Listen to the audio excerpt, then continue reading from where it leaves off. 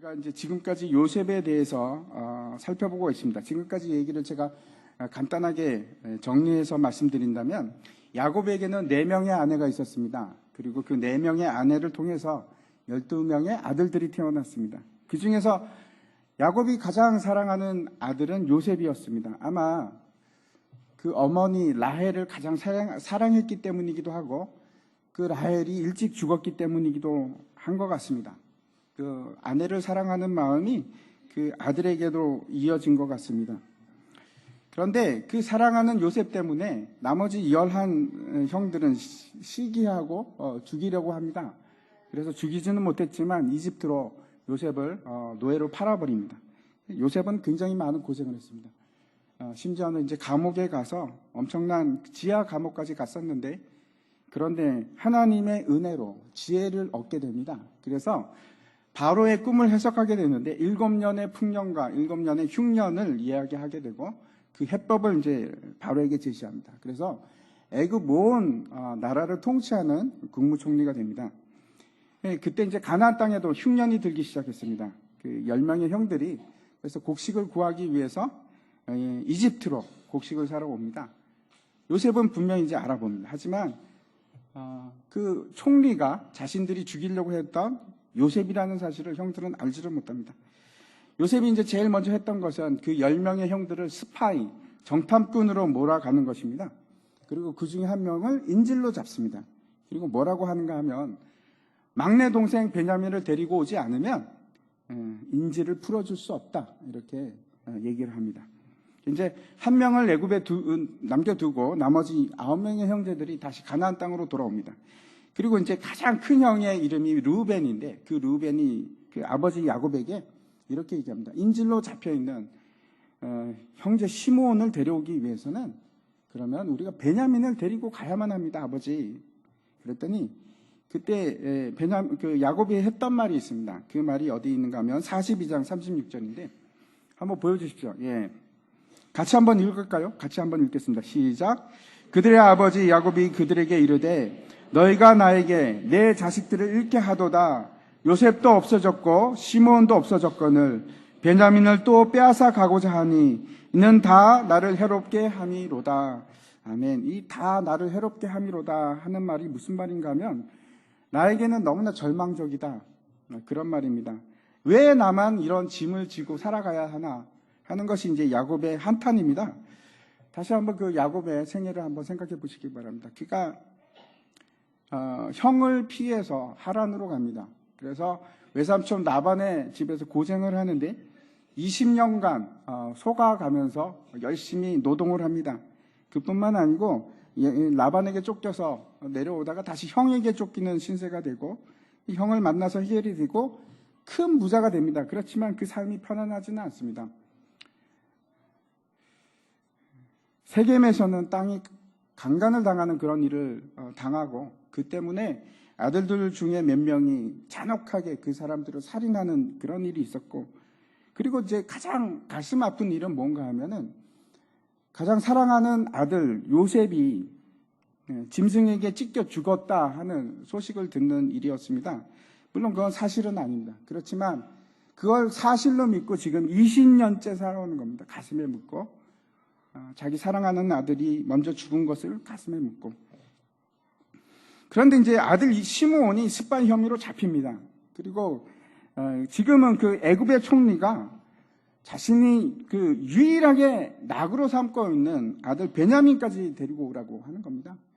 만약 그 아들까지 잃게 되면 나는 죽고 말 거야 라고 하면서, 나는 그럴 수 없어 하는 것이 지금 야곱의 입장입니다. 중요한 것은 그때가 언제인가 하면은 흉년 첫 번째 해입니다.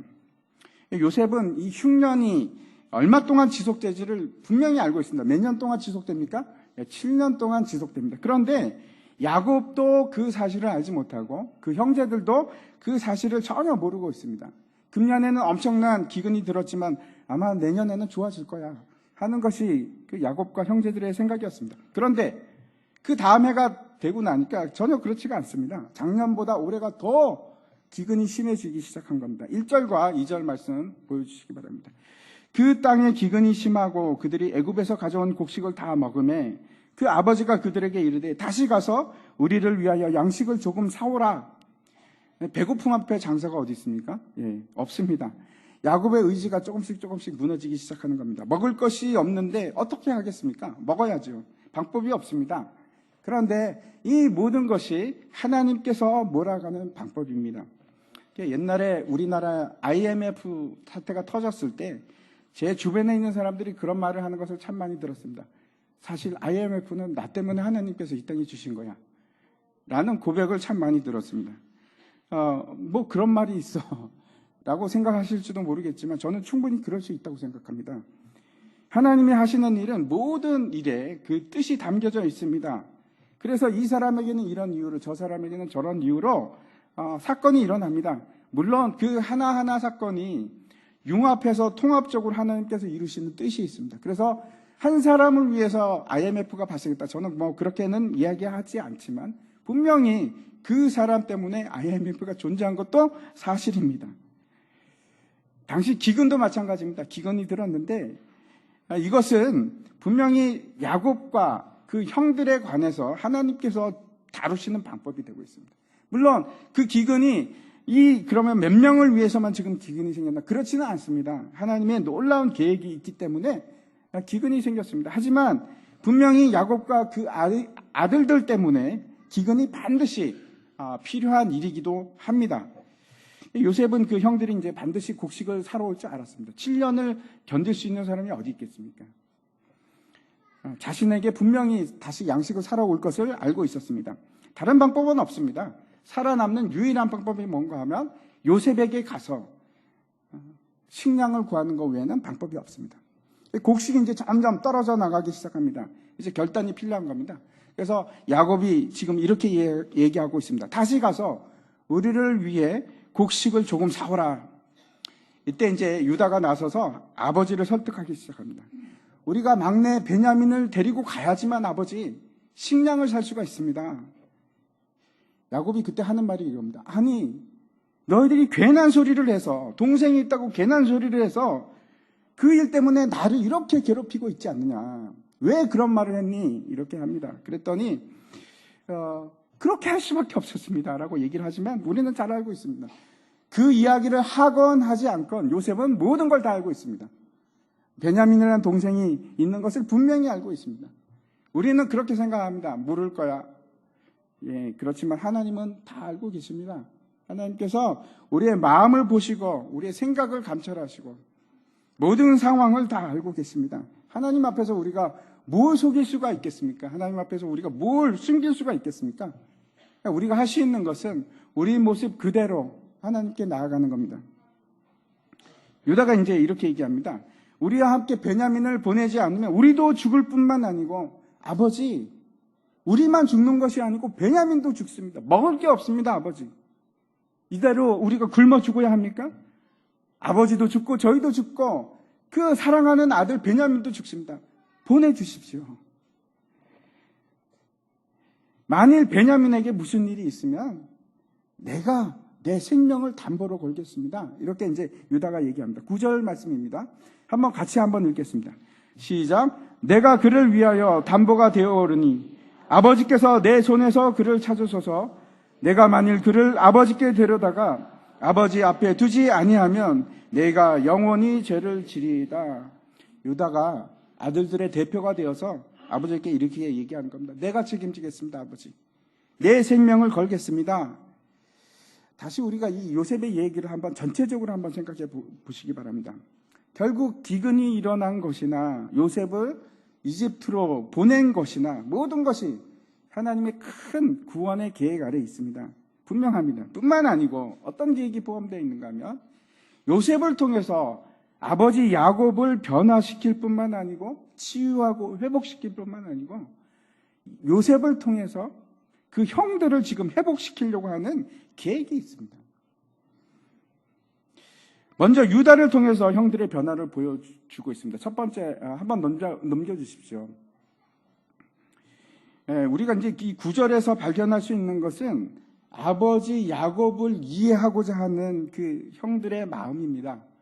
유다의 마음입니다. 형들이 요셉을 미워했던 기본적인 그 이유는 아버지 야곱이 요셉을 편애했기 때문에 그렇습니다. 요셉만 사랑했기 때문에.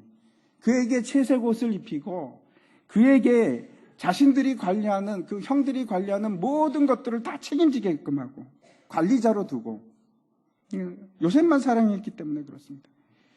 그런데 이제는 유다가 나이 많은 아버지를 바라보고 그 야곱을 있는 그 자체대로 받아들이기 시작합니다. 야곱의 마음을 바꾸려고 그러는 것이 아니고 아버지를 위해서, 또 베냐민 동생을 위해서, 그 보호하기 위해서, 심지어는 뭐라고 얘기하면 내 목숨을 걸겠습니다, 아버지. 왜 이런 변화가 시작되었을까요? 왜 그런가 하면 첫 번째, 그 형들의 마음에 자신이 죄인이라는 죄책감이 일어나기 시작했기 때문에 그렇습니다. 형들이 스파이로 몰리기 시작하면서, 그리고 또 도둑으로 몰릴 위험에 처함으로써 자신들의 죄가 하나님 앞에 낱낱이 드러나게 되었다. 하나님 앞에서 내가 도저히 내 죄를 숨길 수가 없구나 하는 것을 깨닫기 시작했기 때문에 그렇습니다. 그리고 또 두 번째 이유가 있는데 그게 뭔가 하면 상황입니다. 막다른 길에 이르게 된 겁니다. 다른 선택의 여지가 없습니다. 죽거나 아니면 애굽으로 내려가서 식량을 구하거나 둘 중에 하나입니다. 결국 자신을 꺾고 야곱이 그 마음을 받아들일 수 없는 상태로 갔는데, 그런 상황으로 하나님께서 몰아가시는 겁니다. 기근을 이길 수 있는 방법, 유일한 방법은 요셉을 만나는 겁니다. 이집트로 내려가서 요셉을 만나는 겁니다.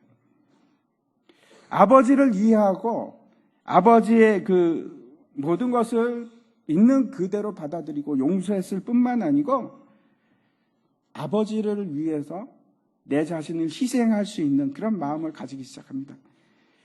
어떤 사람은 내가 용서한다는 거, 그건 어떤 일로 시작하는 건가 하면 그 사람이 바뀌기를 기다리는 것이 아니고 내가 바뀌기 시작하는 겁니다. 여러분, 아직도 마음속에 부담되는 사람이 있으십니까? 아니면 화해하지 못하고 있는 사람들이 있습니까? 그 사람을 바꾸려고 하지 마십시오.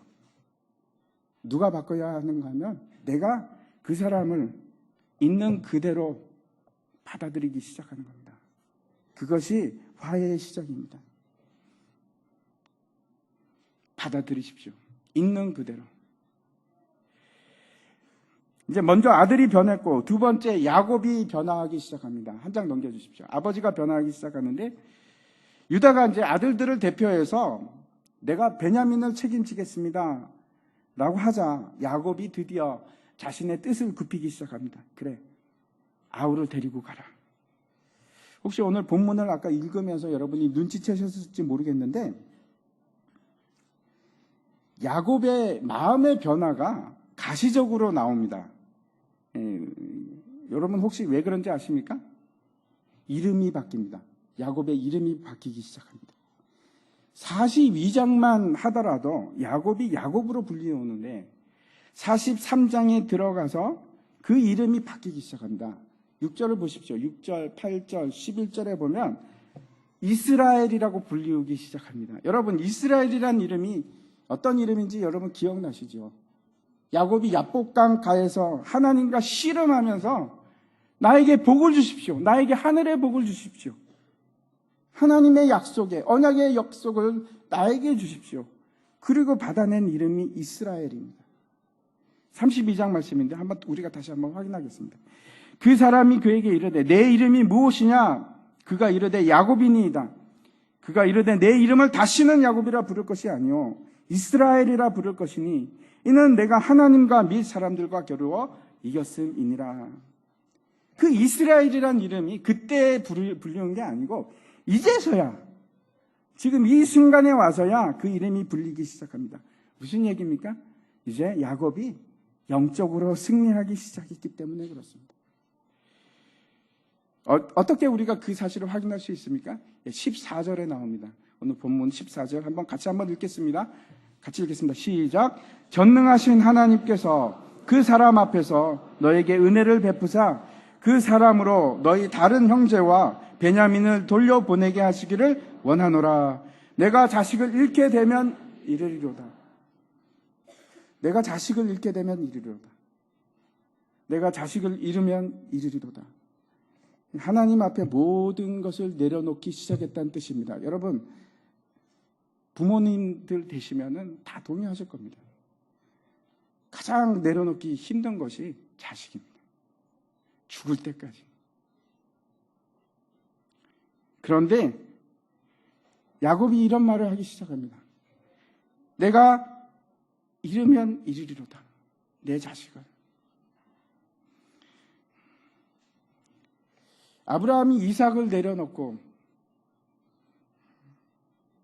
하나님으로부터 그 믿음을 인정받았던 것처럼 야곱도 그 마음에서 사랑하는 자식을 내려놓기 시작합니다. 그리고 그 모든 것을 하나님께 이제 맡기기 시작합니다. 드디어 이제 모든 문제의 근원이 되었던 야곱의 자식에 대한 집착과 애착이 그걸 하나님 앞에 내려놓기 시작합니다. 다시 한번 그 원인을 생각해 보십시오. 하나님께서 지금 야곱을 강권적으로 그렇게 만들어 가십니다. 야곱이 아니더라도 저와 여러분이었다도 이 자리에서 하나님께서 그렇게 만드셨을 겁니다. 필연적입니다. 만약에 그가 그 아들을 내려놓지 않으면 자기도 죽고 온 가족이 다 죽습니다. 선택의 여지가 없는 겁니다. 하나님께서 이런 극단적인 방법을 사용하십니다. 내려놓지 않으니까.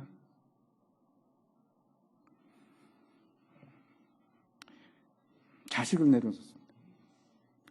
여기서 우리가 분명히 해야 될 것이 있는데 믿음과 운명론 또는 숙명론이 분명한 차이입니다.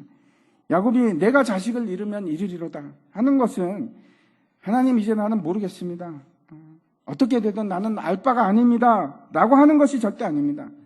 그냥 내 운명을 그냥 따라가겠습니다 하는 것이 아니고 믿음의 고백입니다. 여러분, 하나님의 뜻이라면 내가 어쩔 수 없이 따르겠습니다 그런 것이 아닙니다. 여러분 기억나시죠? 에스더가 페르시아에서 그 민족의 운명을 손에 쥐고 뭐라고 얘기하냐면 죽으면 죽으리이다. 그건 자포자기해서 나 죽이려면 마음대로 하십시오 라는 말이 아니고 하나님, 내 민족을 위해서, 내 하나님 나라를 위해서 내가 목숨을 바쳐야 된다면 하나님 기꺼이 바치겠습니다. 신앙 고백입니다. 마찬가지로 다니엘의 그 세 친구의 여러분 그 얘기를 기억하시죠?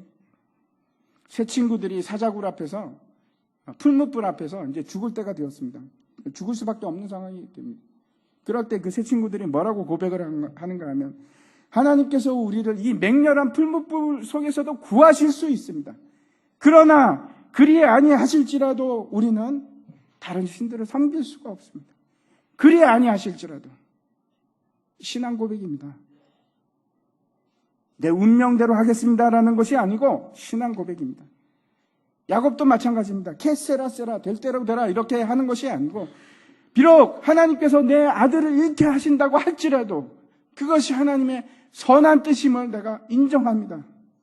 그 하나님의 뜻을 따르겠습니다. 하나님을 신뢰합니다. 라는 믿음의 고백입니다. 여러분 혹시 여러분 가운데서도 숙명론이나 운명론을 지금 믿음으로 착각하고 계신 분이 계시지 않기를 바랍니다. 잘못된 겁니다. 그렇지 않습니다. 여러분 16세기 종교개혁이 일어나면서 많은 사람들이 하나님의 주권에 대해서 생각하기 시작했습니다. 그리고 잘못된 믿음을 가지기 시작하는데 심지어 사람들이 뭐라고 얘기하는가 하면 선교나 전도는 필요가 없어. 하나님께서 선택한 자들은 반드시 하나님께서 구하실 거야. 우리가 왜 나서야 해? 라는 생각까지 하게 됩니다. 실제로 그런 일이 일어나서 19세기까지 사람들이 선교를 하지 않습니다. 여러분 잘못된 겁니다. 그게 아닙니다. 하나님의 믿는 믿음은 운명론이 아니고 숙명론이 아닙니다. 여러분, 여러분의 자녀나 여러분의 남편이나 아내가 믿지 않을 때 여러분 어떻게 하십니까? 하나님의 뜻이겠지? 무책임한 겁니다. 복음을 전하십시오. 최선을 다하는 것이 그것이 믿음입니다. 왜 그렇습니까? 우리는 미래를 알지 못하기 때문에 그렇습니다. 미래를 알지 못하는 것은 지금 현재를 최선을 다해서 살아가는 것이, 그것이 맞는 겁니다. 그것이 믿음입니다. 믿음은 여러분 반드시 행함으로 나타납니다. 다니엘이 에레미야서를 읽고 70년 만에 이스라엘 백성들이 포로에서 해방된다는 소식을 알게 됩니다. 그리고 뭘 한지 여러분 아시죠? 다니엘이 그걸 깨닫자마자 그래 기뻐하고 아무 일도 하지 않은 것이 아니고 골방에 들어가서 금식하면서 기도합니다. 주님, 우리 민족을 구해 주십시오. 목숨을 다해서 기도하기 시작했습니다. 그걸 알고 나서 그것이 믿음입니다. 야곱도 마찬가지입니다. 하나님께서 그 일을 알아서 하시겠지, 캐세사라 하는 것이 아니고 그 일을 위해서 최선을 다합니다. 오늘 본문에 보면 기도하지 않습니까? 은혜를 간구합니다. 그리고 그뿐만 아니고 아들들에게 애굽의 총리에게 앞으로 나갈 때 드릴 예물을 준비합니다. 그리고 돈도 갑절로 준비합니다. 도둑의 누명을 벗어버리기 위해서 최선을 다합니다. 그게 믿음입니다, 여러분. 가만히 있는 것이 아닙니다. 하나님께서 행하시는 그 화해 프로젝트를 잘 보시기 바랍니다. 먼저 하나님께서 어떻게 하십니까? 형제들에게 그 죄를 기억나게 하십니다. 20년 전 과거를 기억나게 하십니다. 그리고 고쳐나가시는데 그 마음에서 아버지를 받아들이는, 그냥 있는 그대로 용서하고 받아들이는 그 마음을 가지게끔 합니다. 그뿐만 아닙니다. 그 아버지가 모든 것을 자기의 집착과 애착과 가장 소중한 것을 내려놓게 하십니다. 하나님께서 그 야곱을 그 야복강에서부터 지금 이 자리까지 이르게 하는데 여러분 시간이 얼마나 걸린지 아십니까? 야복강에서 지금 이 순간까지 33년입니다. 33년. 야곱이 네 이름을 이스라엘이라 하리라 라는 말을 듣고 실제로 자기 이름이 이스라엘로 바뀐 것이 33년이 걸렸습니다. 그 하나님의 열심, 하나님의 고집은 아무도 바꿀 수가 없습니다. 저와 여러분도 마찬가지입니다. 저와 여러분을 하나님께서 그냥 두실 것 같으십니까? 아니요, 바꾸십니다. 끝까지 바꿔 나가실 겁니다. 그리고 우리를 통해서 영광 받으실 겁니다. 우리를 통해서 무슨 얘기를 듣기를 원하는가 하시면 하나님께서 너는 거룩한 백성이다. 그 일이 이루어질 때까지 하나님께서 포기하지 않고 저와 여러분을 끌고 가시는 겁니다. 여러분 반드시 기억하시기 바랍니다. 첫 번째는 어떻게 하는 겁니까? 있는 그대로 받아들이는 것. 두 번째, 나의 모든 짐을 내려놓기 시작하는 것. 그때 변화가 일어났는데 세 번째입니다. 뭐가 일어나기 시작하면 상황이 바뀌기 시작합니다. 요셉의 형제들이 근심하는 것이 세 가지가 있었습니다. 첫 번째는 뭐냐 하면 요셉의 형제들이 가지고 있는 그 돈 문제, 자루 속에 숨겨져 있던 돈 문제입니다. 도둑으로 물릴 수밖에 없는 그 상황, 그 누명을 어떻게 벗을 것인가 하는 것이 첫 번째고, 두 번째는 시므온 문제입니다. 형제 중에 한 명이 지금 감옥에 갇혀 있습니다. 근데 그 형제를 어떻게 구할 것인가 하는 것이고, 세 번째는 지금 베냐민을 데리고 오긴 했는데 베냐민을 도대체 어떻게 보호할 것인가, 그것이 지금 가장 문제입니다. 그런데 그 상황들이 하나씩 변하기 시작합니다. 근데 그 일을 누가 합니까? 여기서는 요셉이 변화시켜 나가기 시작합니다. 아주 중요합니다, 여러분. 우리가 내 마음을 내려놓고 받아들이고 할 때 여전히 아직도 바뀌지 않고 있습니까? 변화하지 않고 있습니까? 모든 상황이 나에게 반대로 가고 있습니까? 아닙니다. 하나님께서 이제 시작하십니다. 하나님께서 변화시키시기 시작하십니다. 하나씩. 그건 나에게 달려있는 것이 아니고 하나님께서 직접 바꾸시기 시작합니다. 모든 상황을 바꾸시기 시작합니다. 요셉이 이제 그 형제들을 자기의 저택으로, 집으로 초대를 합니다. 같이 식사를 하자고. 정오에 같이 식사를 하자고 초대를 합니다. 그래서 요셉의 청지기가 그 형들을 데리고 이제 그 요셉의 저택으로 가게 되는데 그 형들은 여전히 불안한 겁니다. 돈 문제 때문에. 혹시 가면은 우리를 다 사로잡아서 노예로 파는 것은 아닌가? 우리 나귀를 다 빼앗으려고 그러는 거 아닌가? 두근두근 하면서 요셉의 집으로 가다가 요셉의 집 그 정문 앞에서 드디어 이제 얘기를 합니다. 그 청지기에게 문제를 털어놓기 시작합니다. 사실 우리는 전혀 몰랐습니다. 돈이 있는지도 몰랐습니다. 그리고 우리가 그대로 다 가지고 왔을 뿐만 아니고 우리는 결백합니다. 이런 얘기를 하기 시작합니다. 그때 23절 말씀 한번 보여주십시오. 같이 한번 읽겠습니다. 시작. 그가 이르되 너희는 안심하라 두려워하지 말라. 너희 하나님 너희 아버지 하나님이 재물을 너희 자루에 넣어 너희에게 주실 것이니라. 너희 돈은 내가 이미 받았느니라 하고 시몬을 그들에게로 이끌어내고. 참 놀라운 일이 일어났는데 그 돈을 이 청지기가 요셉의 청지기가 뭐라고 하냐면 하나님께서 주셨다. 너희는 안심하라. 이렇게 얘기합니다. 그래서 첫 번째 문제가 해결이 됩니다. 아주 놀랍게 해결이 됩니다. 그래서 안도의 한숨을 쉬고 있는데 이제 조금씩 요셉에 대한 두려움이 사라지기 시작하는 겁니다. 두 번째 문제도 아주 쉽게 해결이 되었습니다. 그 시몬은 어떻게 빼오지? 그러고 있었는데 이제 그냥 풀어줍니다. 그리고 같이 잔치에 참여하게 하는 겁니다. 한번 생각해 보십시오. 이 일을 한번 생각해 보십시오. 시므온이 지금 1년째 잡혀 있습니다. 감옥에. 그리고 지금 1년 만에 그 형제들을 만난 겁니다. 요셉의 형제들이 이 시므온을 통해서 무엇을 느꼈겠습니까? 네, 요셉의 그 고통과 아픔을 느끼기 시작합니다. 시므온을 통해서.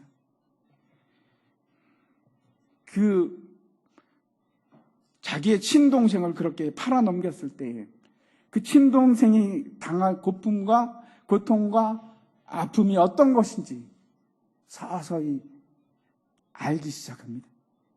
세 번째 문제는 베냐민을 보호하는 문제였습니다. 정오가 되었을 때 이제 요셉이 식사하러 옵니다. 26절 한번 보겠습니다. 제가 읽겠습니다. 요셉이 집으로 오매 그들이 집으로 들어가서 예물을 그에게 드리고 땅에 엎드려 절하니. 여러분 기억나십니까? 11명의 형제들이 자신에게 절을 하는 꿈을 꾸었는데 이제 그것이 완전히 성취되기 시작한 겁니다.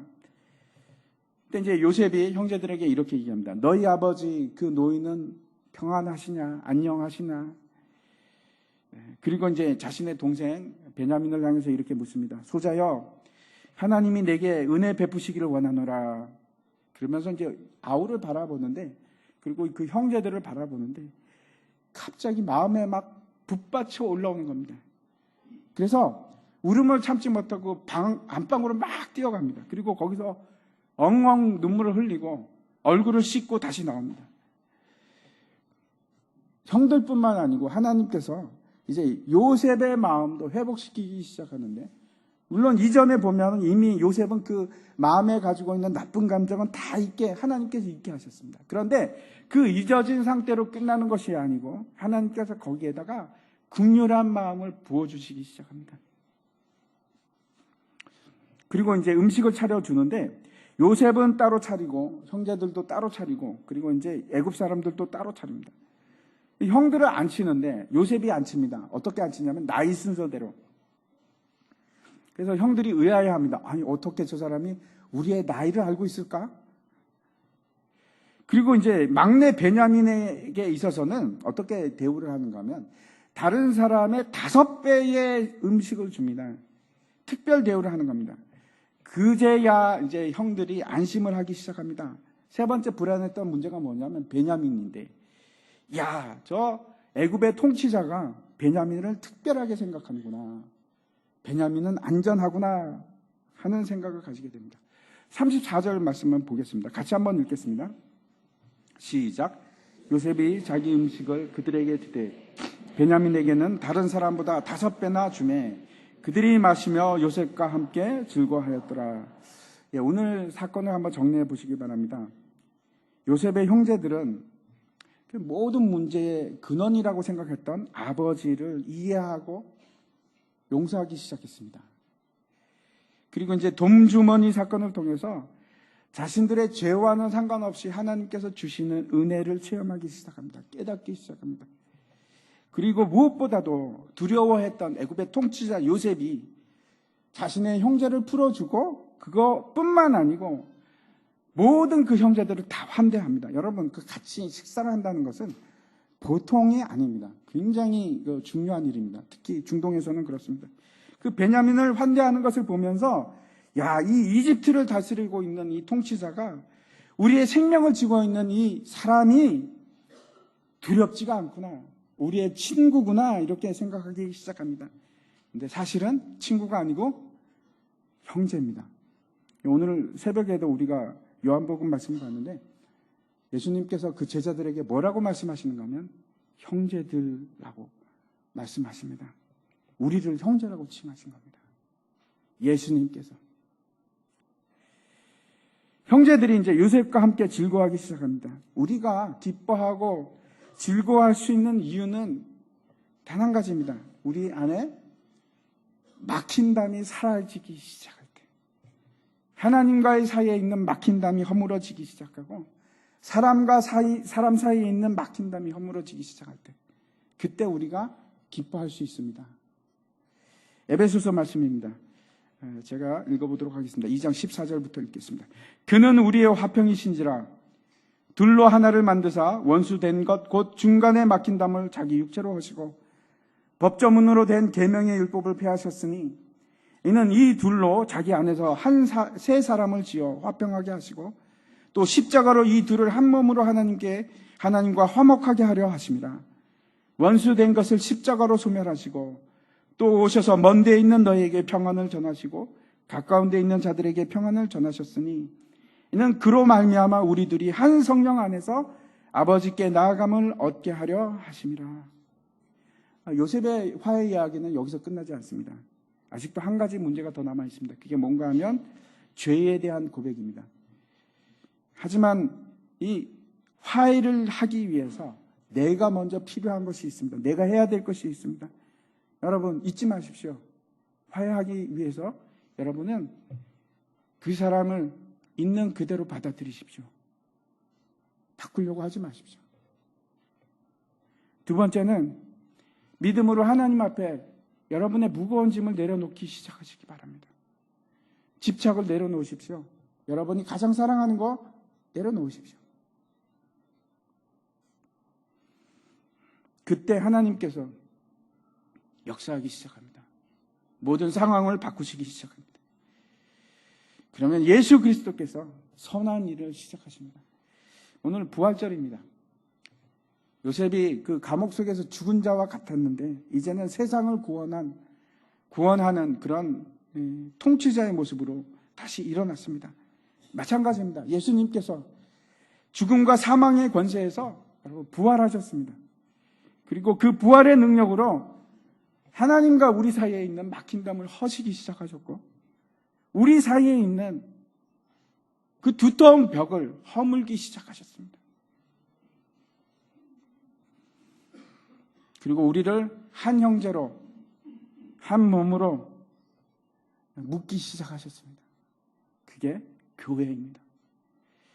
이제 우리가 성찬식을 함께 나누려고 하는데 제가 에베소서 2장 말씀을 마지막 끝까지 읽고 함께 주님의 떡과 잔을 나누도록 하겠습니다. 그러므로 이제부터 너희는 외인도 아니요 나그네도 아니요 오직 성도들과 동일한 시민이요 하나님의 권속이라. 너희는 사도들과 선지자들의 터 위에 세우심을 입은 자라. 그리스도 예수께서 친히 모퉁이 돌이 되셨느니라.